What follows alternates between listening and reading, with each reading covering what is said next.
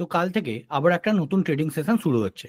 তো প্রথমেই যদি মার্কেটের কথা বলি, গত সপ্তাহে ওপেনিংটা ঠিকঠাক ছিল এবং আমাদের এক্সপেকটেশন ছিল আগের যে গ্যাপটা সেটা ফিল করে মার্কেট ওপরে যাবে, বাট সেটা ভুল প্রমাণিত করে মার্কেট কন্টিনিউয়াসলি রেড ক্যান্ডেল বানিয়ে 24,426-এর লেভেলে ক্লোজ করলো। তো ঠিক ফ্রাইডের দিন মার্কেট বন্ধ হয়ে যাওয়ার পর আমাদের Q1 এর জিডিপির ডেটা এলো, যা এক্সপেকটেশন ছিল রেজাল্ট তার থেকে অনেক ভালো এলো। যেখানে ফোরকাস্ট ছিল 6.6%-এর কাছে আসতে পারে, কিন্তু সেখানেই অ্যাকচুয়াল ডেটা এলো 7.8%, ম্যাসিভ জাম্প, যেটা আমাদের দেশের ইকোনমি প্লাস মার্কেটের জন্য খুব ভালো। যার কারণে দেখে থাকবেন গিফট নিফটি প্রায় 150 পয়েন্ট পজিটিভে বন্ধ হয়েছে। তো সোমবার দিন আমরা আমাদের মার্কেটে একটা গ্যাপ আপ ওপেন দেখতে চলেছি প্রায় 100 থেকে 150 পয়েন্ট। তো এটা হচ্ছে বলেই যে মার্কেট ঠিকঠাক হয়ে যাচ্ছে সেটা না, কারণ মার্কেটকে ঠিকঠাক হতে গেলে অ্যাটলিস্ট 25,250 এই লেভেলের ওপরে একটা ক্লোজিং দরকার। এবার নিচের লেভেলের যদি কথা বলি তাহলে সেই 24,200 থেকে 24,350 এটা খুবই ক্রুশাল একটা লেভেল। যদি মার্কেট এই লেভেলের নিচে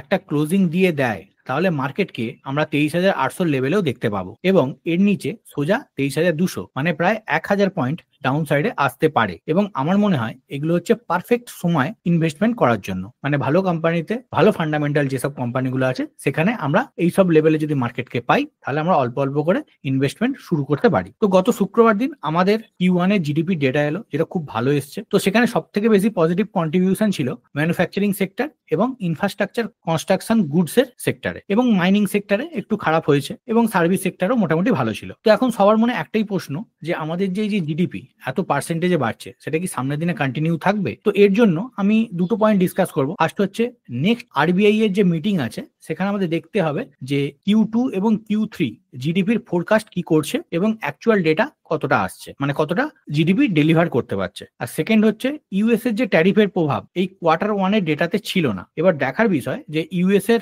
এই ট্যারিফের প্রভাব পড়ার পর অ্যাকচুয়াল ডেটা কিরকম আসে। বিভিন্ন অ্যানালিস্টরা মনে করছেন 0.6% থেকে 0.8%-এর মতো রিডিউস হতে পারে। খুব বেশি ইম্প্যাক্ট পড়বে না, কারণ চীন, জার্মানি, দক্ষিণ কোরিয়ার মতো আমাদের দেশ রপ্তানি নির্ভর অর্থনীতি নয়। আমাদের দেশের জিডিপির অলমোস্ট 60% বা তারও বেশি আসে ডোমেস্টিক্যালি। তাই টার্ম ট্যারিফ ভারতের অর্থনীতির মেরুদণ্ড ভাঙতে পারবে না। আর এই কথা কে বলেছে না, ইউএস ইকোনমিস্ট বলেছেন। এবং এর সঙ্গে তিনি আরো বলেছেন ইউএস সহ G7 এর বর্তমানে যেসব দেশ আছে তারা কোনোভাবেই সব থেকে শক্তিশালী অর্থনীতির দেশ নয়, কারণ ব্রিক্স যেভাবে ক্রমশ তাদের শক্তি বাড়াচ্ছে তাতে G7 এখন তার সামনে একটা প্রতিপক্ষ হয়ে দাঁড়াচ্ছে, বড় প্রতিপক্ষ। তিনি মনে করছেন যে G7 কোনোভাবেই টেক্কা দিতে পারবে না, এবং রাষ্ট্রপুঞ্জের হিসাবেও ভারত এখন পৃথিবীর বৃহত্তম দেশ। তো এছাড়া এই টার্ম ট্যারিফ নিয়ে ইউএস কোর্টেই বিভিন্ন কেস হয়েছে এবং এই ট্যারিফের ভাগ্য নির্ধারণ হবে অক্টোবর মাসে, কারণ ট্রাম্প যেভাবে ভারত সহ গোটা বিশ্বের ওপর ট্যারিফ চাপিয়েছে সেটা আইনি বৈধতা নেই। যার কারণে কোর্ট একটা লাইফ লাইন দিয়েছে অক্টোবর পর্যন্ত, তারপর সে দেশের সুপ্রিম কোর্ট ট্যারিফ বিষয়ে রায় দেবে। তাহলে এখানে সব থেকে বড় প্রশ্ন হলো, তাহলে কি চিরতরে টার্ম ট্যারিফ বন্ধ হয়ে যেতে পারে? ভারতকে কি তাহলে 50% শুল্ক দিতে হবে না? কিন্তু বিষয়টা কিন্তু এতটাও সহজ নয়, কারণ ইউএস সুপ্রিম কোর্টে যে 9 জন বিচারপতি আছে তার মধ্যে 6 জন যে বিচারপতি তাদের মনোনীত করেছে রিপাবলিক প্রেসিডেন্ট, যার মধ্যে 3 জনকে নিয়োগ করেছেন ট্রাম্প নিজে। ফলে এটা মনে করা হতেই পারে যে ট্রাম্প অ্যাডভান্টেজ পাবে। এছাড়া কোর্টের রায় যদি কোনোভাবে টার্ম ট্যারিফের বিরুদ্ধে যায় তাহলে বিশ্বজুড়ে মার্কিন প্রশাসনের যে কূটনৈতিক সেটা বিড়ম্বনায় পড়বে। আবার যদি এই টার্ম ট্যারিফ বহাল থাকে তাহলে বিভিন্ন দেশ ইউএস এর ওপর রিট্যালিয়েশন ট্যারিফ বসাতে পারে, এর ভয়টাও আছে। যেদিকেই যাক ইউএস এর একটা ক্ষতি হতে চলেছে। তাই সামনের প্রায় 1.5 মাস ট্রাম্প প্রশাসনকে উদ্বেগের সঙ্গেই কাটাতে হবে। আর এদিকে ভারতের ওপর যে চড়া শুল্ক চাপানো নিয়ে বাইডেন জামানার যে উপদেষ্টা তিনি জানিয়েছেন অকারণ ট্যারিফের কারণে ভারত আর চীন আরো কাছাকাছি এসছে, এবং তথাকথিত ইউএস এর যেসব মিত্র দেশগুলো ছিল আর ইউএস কে বাণিজ্য সহকারী দেশ বলে মনে করছে না।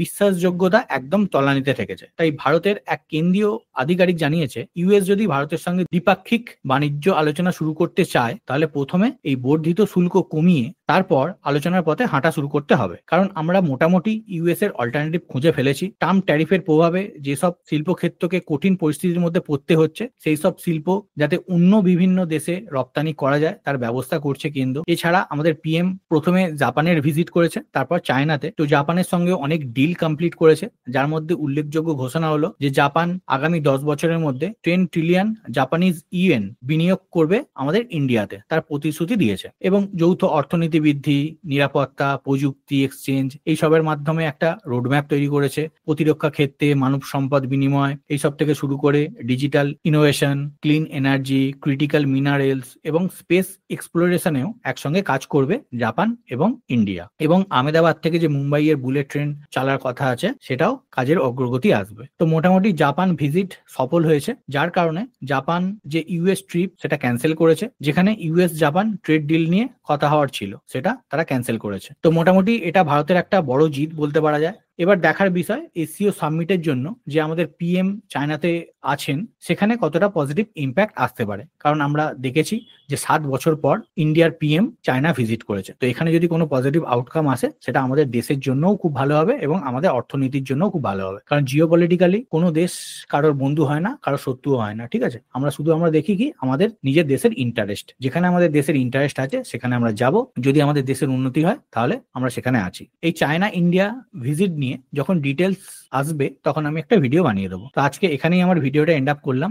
যদি এই ইনফরমেশন আপনাদের হেল্পফুল বলে মনে হয় তাহলে অবশ্যই লাইক এন্ড শেয়ার করে দেবেন। আজকের মতো বাই বাই, ভালো থাকবেন, সুস্থ থাকবেন।